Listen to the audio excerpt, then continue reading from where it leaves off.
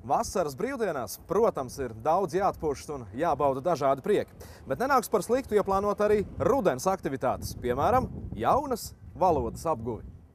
Laulība ar Dāni Elānai bija lieliska motivācija veiksmīga biznesa uzsākšanai. Aizbraucot pie mana vīra vecākiem ciemos un radiem, ir ļoti šī liela problēma, ka tu sēdi tā kā tāds, nedrīkst jau teikt, ka muļķīts, bet tu sēdi neko nesaproti, ja?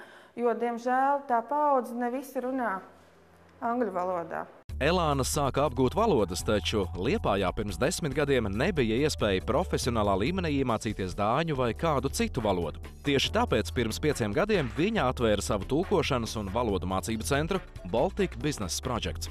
Tulkošanas un valodu centrs ir certificēts Izglītības un zinātnes ministrijā. Savukārt kursanti pēc apmācību diplomā saņem valodas līmeņa novērtējumu pēc Eiropas noteiktiem standartiem.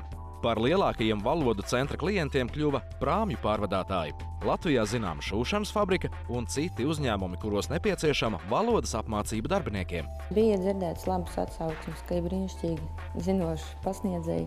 Liepājā arī nav daudz vietu, kur varētu mācīties tādā līmenī angļu valodu. Pat labam tulkošanas un valodu mācību centrs Baltic Business Projects ir nopietnākais no 3 esošajiem tulkošanas un valodu mācību birojiem Liepājā. Uzņēmums piedāvā dažādas svešvalodu mācības grupās vai individuāli, daudzveidīgus profesionālus tulkošanas pakalpojumus un tekstu koriģēšanu. Vasarā, kad valodu apguvēji krāja mazāk zināšanu, vairāk darba ir tulkiem. Sākumā klients atnes vai nogādā tulkojamo tekstu birojā. Tiek precizēts tulkošanas apjoms, laiks un valodas. Tad slēdz līgumu un aprēķina tulkošanas izmaksas. Ja tekstam ir nepieciešams notariāls apstiprinājums, kā piemēram dažkārt tulkojot dzimšanas apliecību, tad klientam ir jāuzrāda teksta jeb šīs apliecības oriģināls. Iesniegto tekstu sūta tulkam. Ja tas ir specifiskas nozares un terminoloģija teksts, tad tulkošana veic uz līguma pamata pieaicināts zvērināts tulks. Tulkošanas darbi var ilgt sākot no dienas līdz nedēļai, ja apjoms pārsniedz 300 lapušu. Darba tulkošanai tulki izmanto vārdnīcas, taču biežāk speciālas profesionālās elektroniskās vārdnīcas un programmas.